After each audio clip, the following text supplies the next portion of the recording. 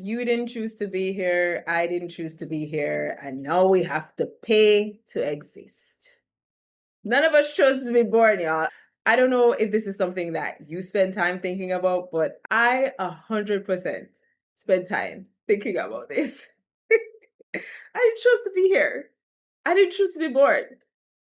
But now I have to pay for my existence.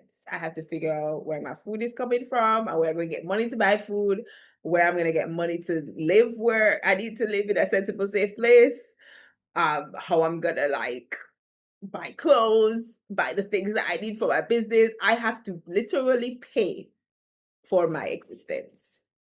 I have to bankroll my existence. And this is the thing that they don't tell you about becoming an adult. And I think this is literally the definition of adulting. Like, this is my definition of adulting is, you know how like before your parents were responsible for all of these expenses. Your parents were responsible for feeding you, clothing you, giving you a place to live, paying for your education, da da da da da. Your parents bankrolled your existence. Becoming an adult is taking the responsibility to bankroll your own existence. Or actually, not taking the responsibility, being handed the responsibility of bankrolling your own existence, not realizing that this is the responsibility that you're being handed. Because nobody told me this. I literally just like realized, oh, wait, this is what it means to be an adult. I have to now figure it out. And I didn't choose to be here. And yet I have to pay to be alive. And it infuriates is not the word. I feel trapped when I think about that sometimes. I often feel trapped when I think about that because when does the paying to exist stop? Like, am I am I always going to have to figure out where the money is coming from to feed myself, to clothe myself, to shelter myself, and when I have dependents to do that for them? And dependence can mean children, but it can also mean aging parents or aging siblings or siblings that get sick or just any loved one that you take on that responsibility for. We each of us as individuals have to pay to be alive. And that is discomforting. That is really discomforting. I don't know, y'all. It does feel like a trap to me. Um because you're just locked into the system and you don't really get to opt out. You don't get to not pay to exist because if you're not paying, somebody else is. Right? Like if you're not paying for your existence, who's footing the bill? Is it your partner? Is it your family, your loved ones? Is it the state? Like somebody's paying the bill for your existence one way or another. And I don't think it seems like an irony that I am now responsible for my own existence, but it's also a responsibility that I don't feel comfortable passing on to anyone else, even though I don't necessarily want it.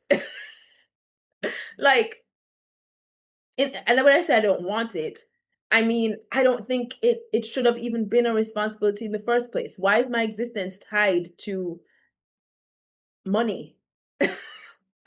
Like, literally, I don't have a good quality of life if I don't have any money to pay for it. That is infuriating.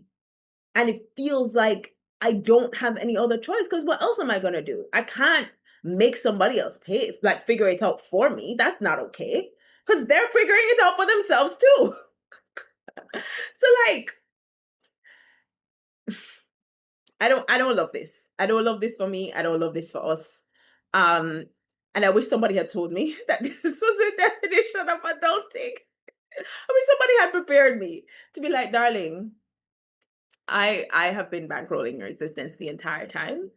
Now that you have become an adult, this is what it means to be an adult.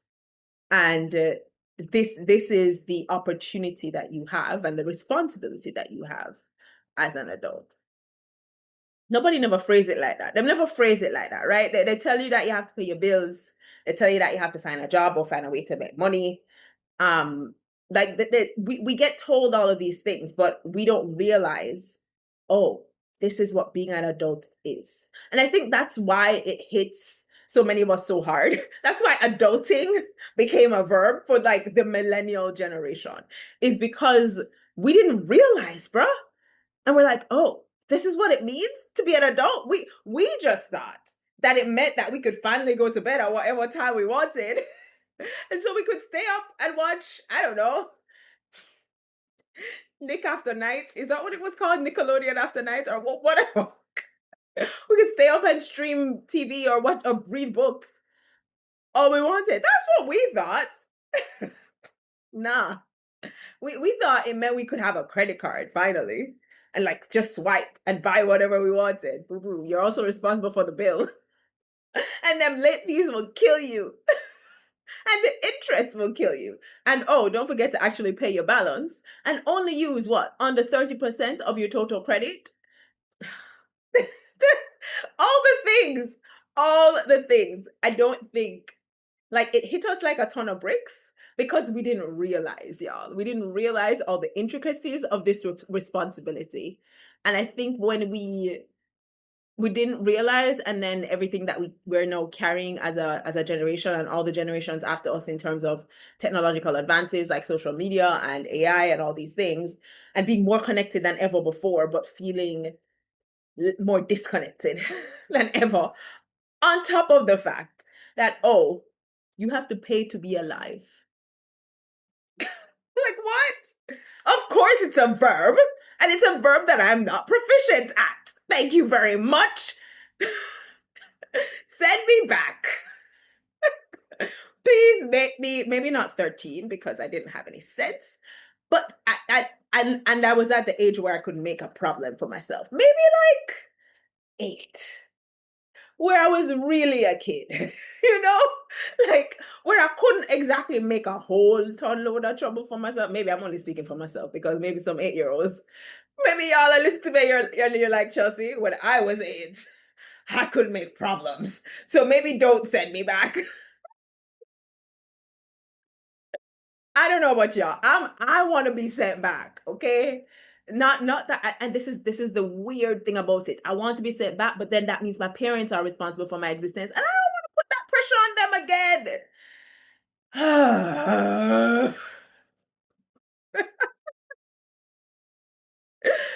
So I don't feel like I can opt out, and I do feel like I'm stuck in this situation, and I wish somebody had told me. But the more that I think about this, the more I reflect on it, the more I'm like, I think it goes a little deeper than taking responsibility and owning the responsibility of paying for my own existence, of bankrolling my existence. I think it's also about who I hand the power to bankroll my existence. Because, i.e., who I depend on to pay for my existence. Because, like, as I said, we get told you need to find a way to make money, whether that's a job or a business, right?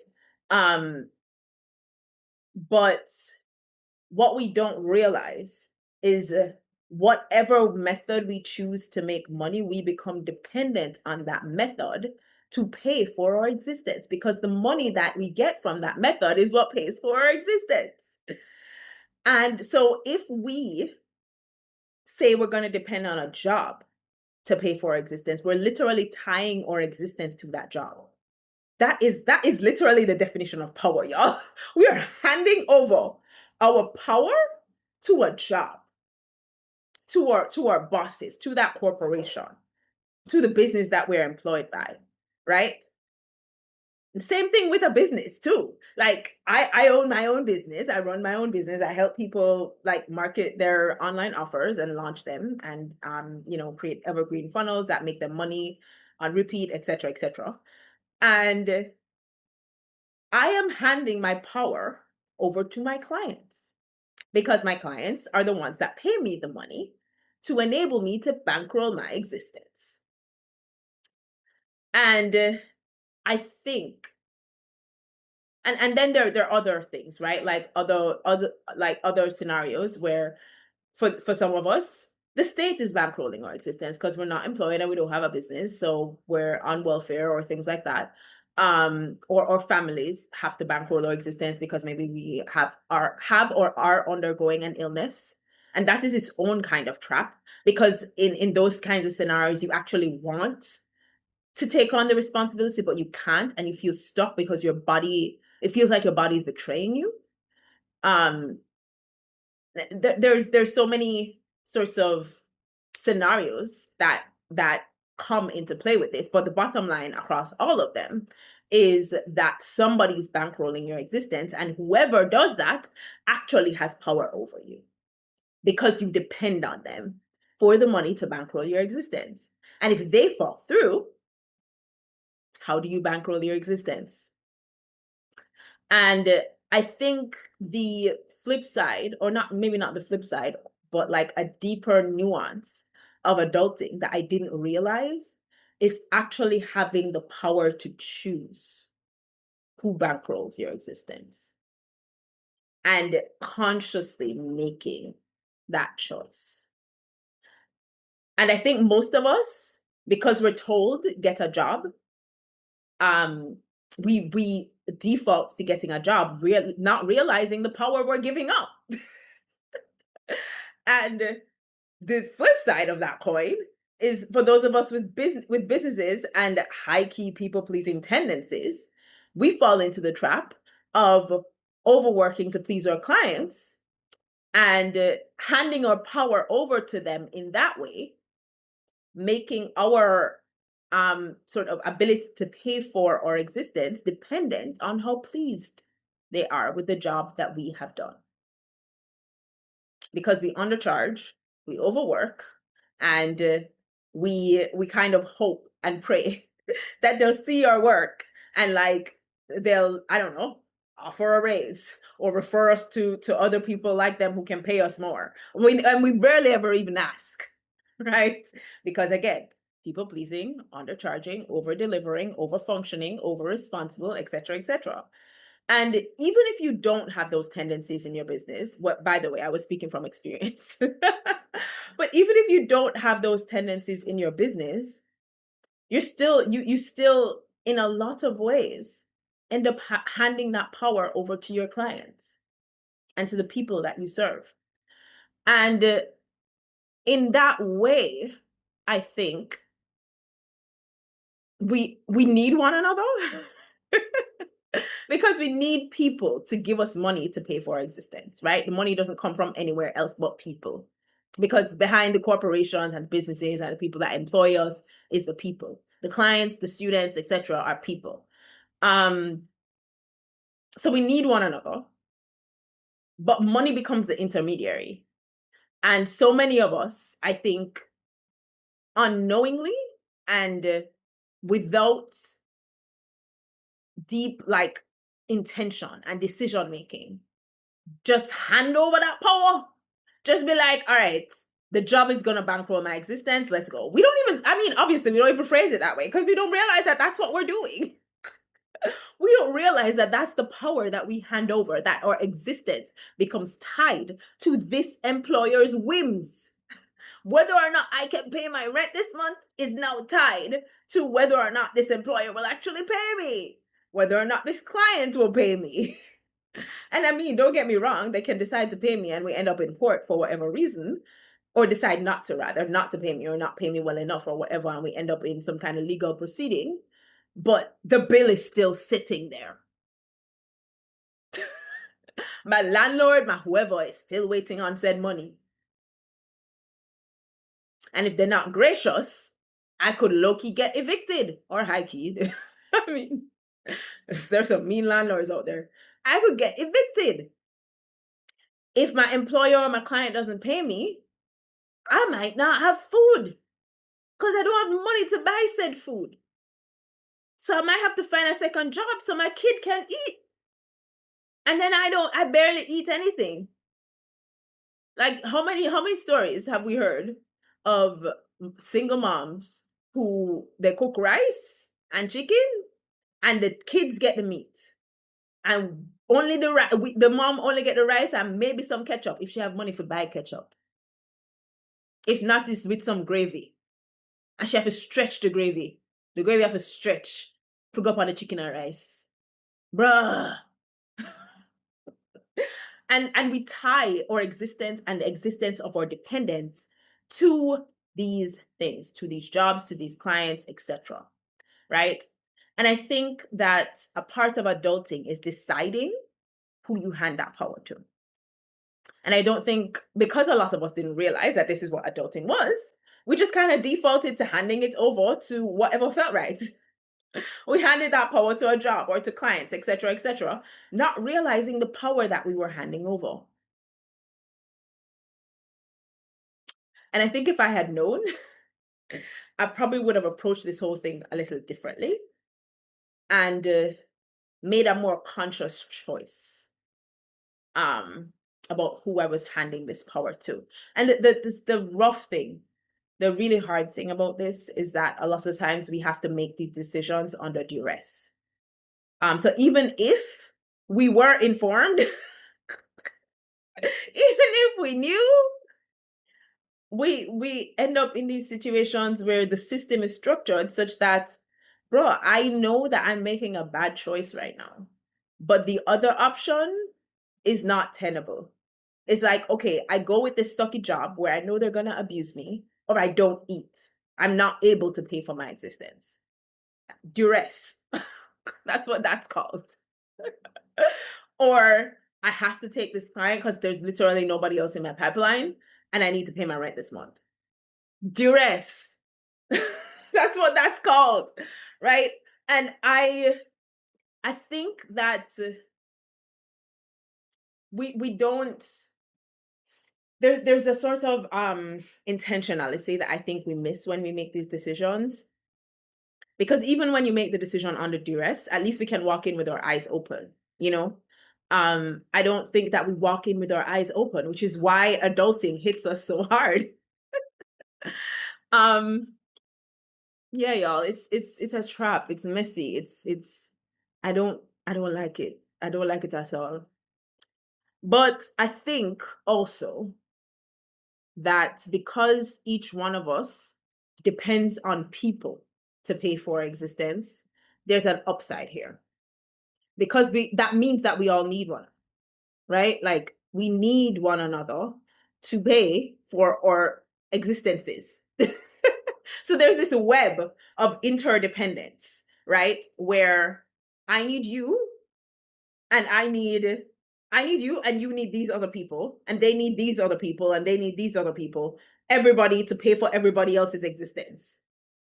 And I guess this is the exchange of value. This is currency. This is money. This is what money is.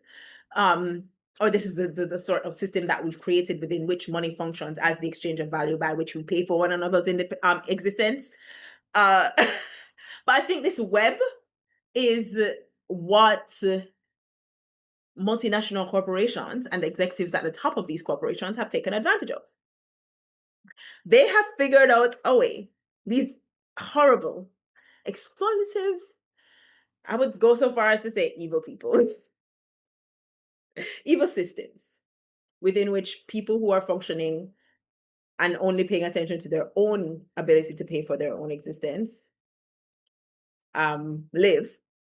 These systems are undergirded by a web, this web of connection within which we are all dependent on one another to pay for our existences.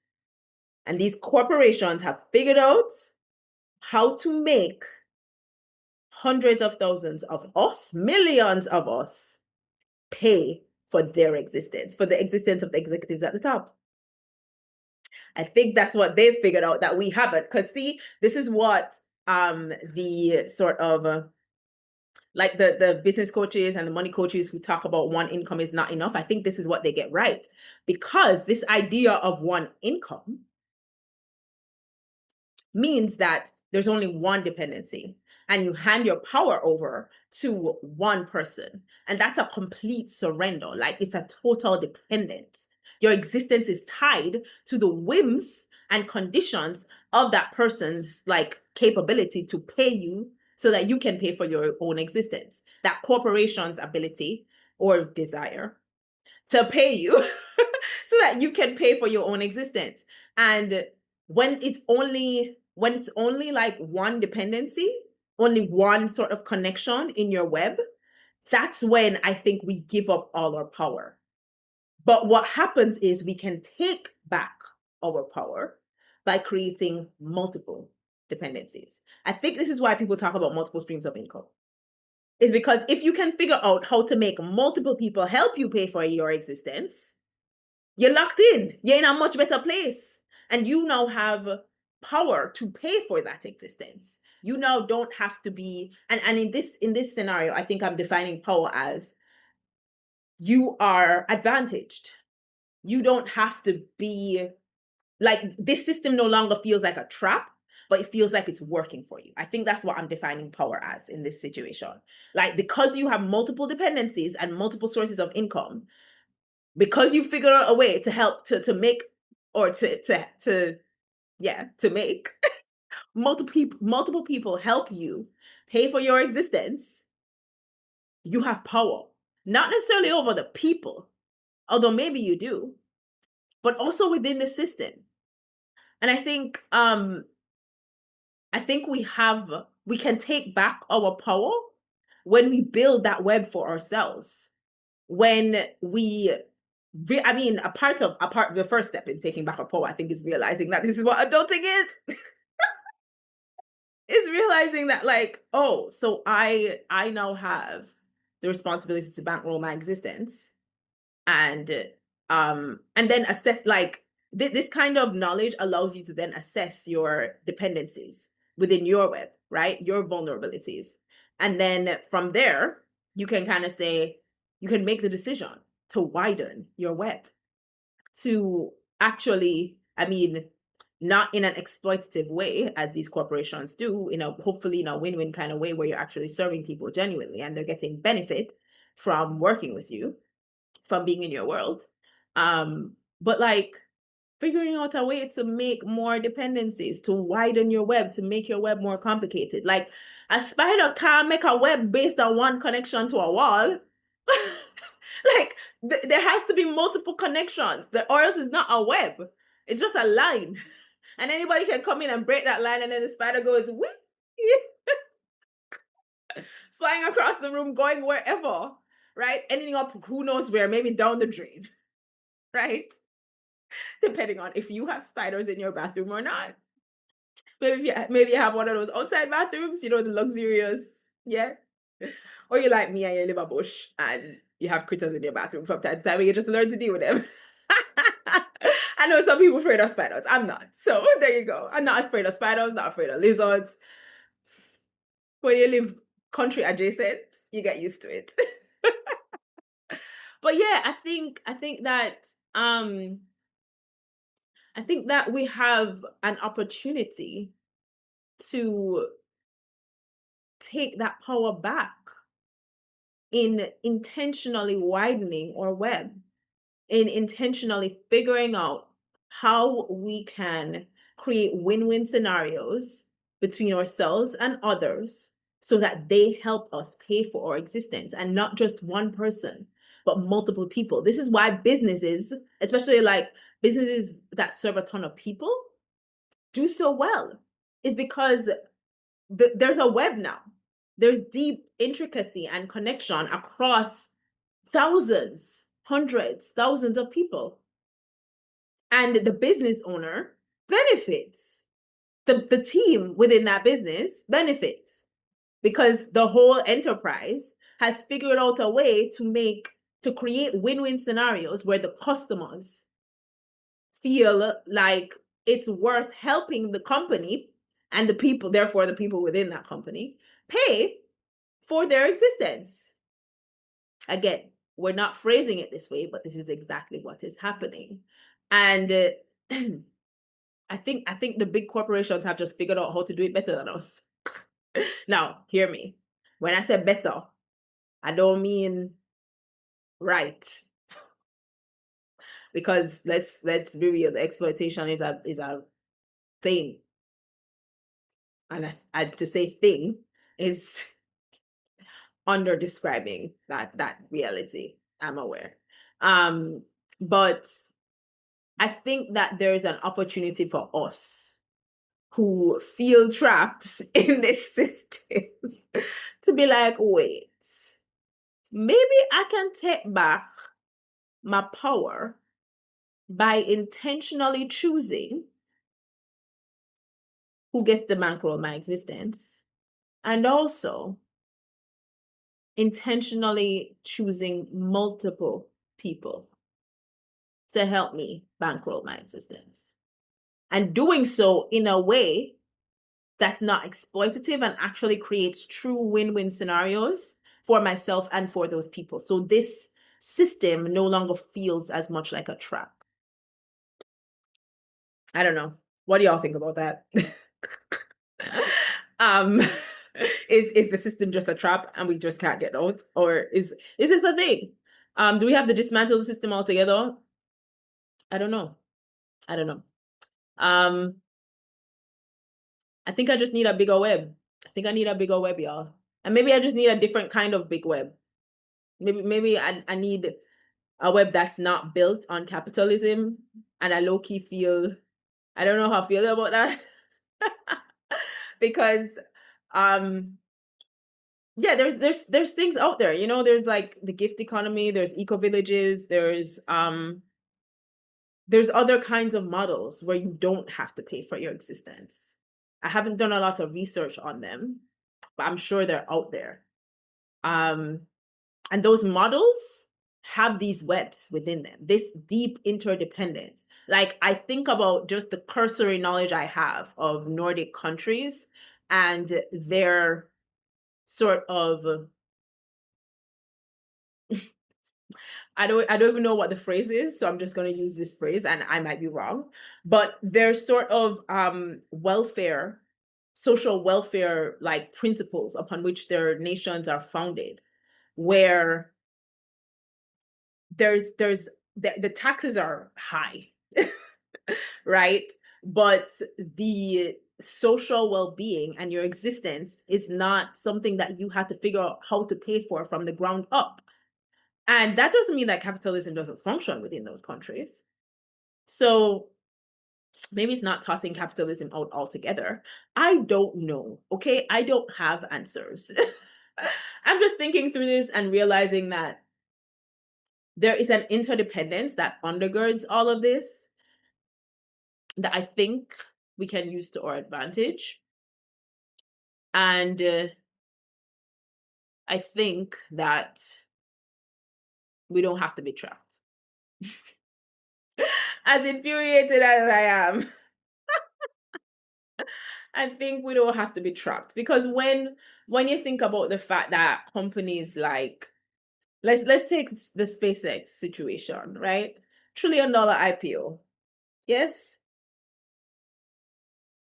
$1 trillion valuation. Or is that just Musk? Is not the company? I don't even remember.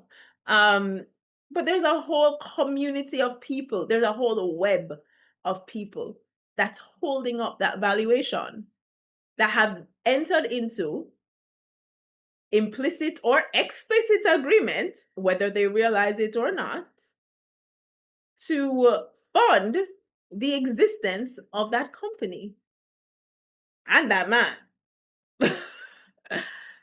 um and it's not mutually beneficial, obviously. It's not a win-win. In fact, it's deeply exploitative. But it is community nonetheless. And I think that because it is community, the question can be asked, okay, so what does mutually beneficial community where we pay for one another's existence look like?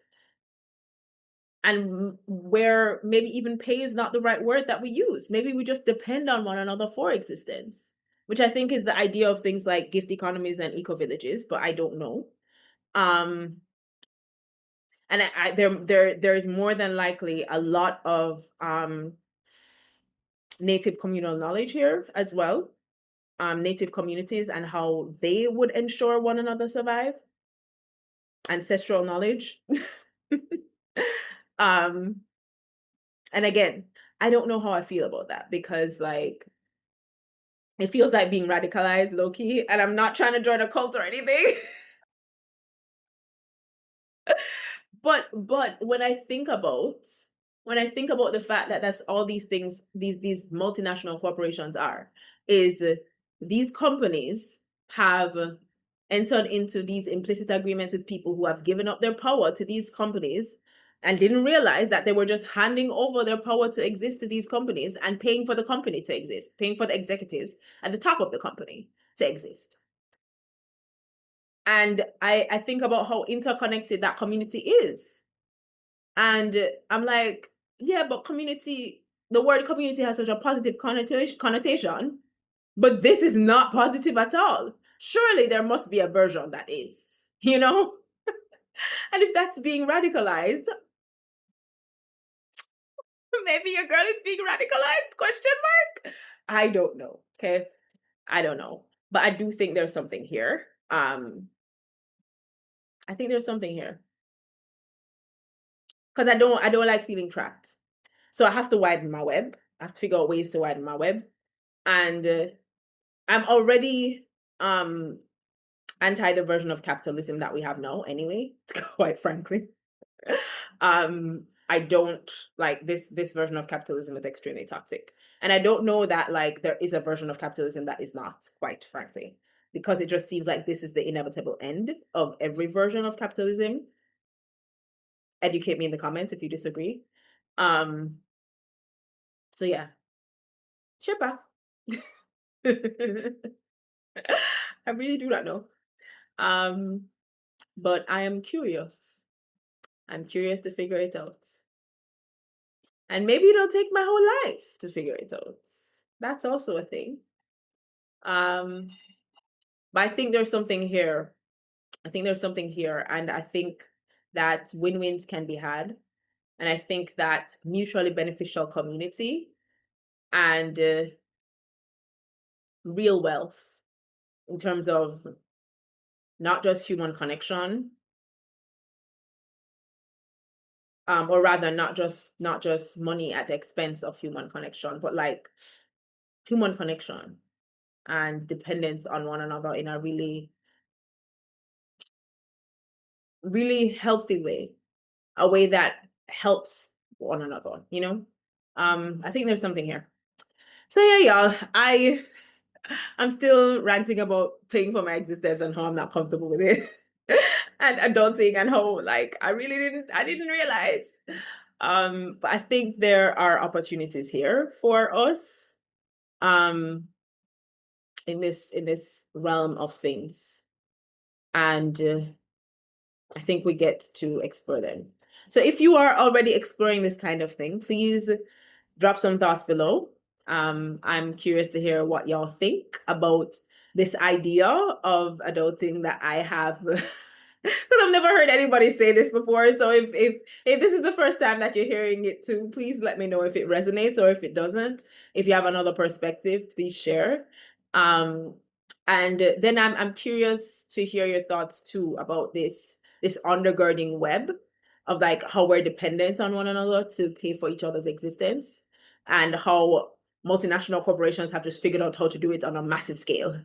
And therefore then how we have an opportunity to widen our own web in a mutually beneficial way that's not exploitative. I'm curious to hear your thoughts on that. Agree, disagree, exploring it already, not interested at all?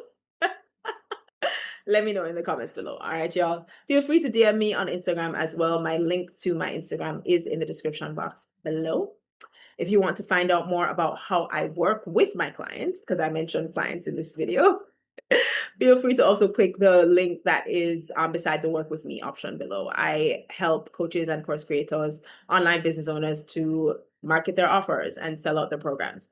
So if you want to learn more about that, the link is also below for that. All right, y'all. I'm curious to hear your thoughts in the comments. And thank you so much for joining me for today's video, and we will talk soon.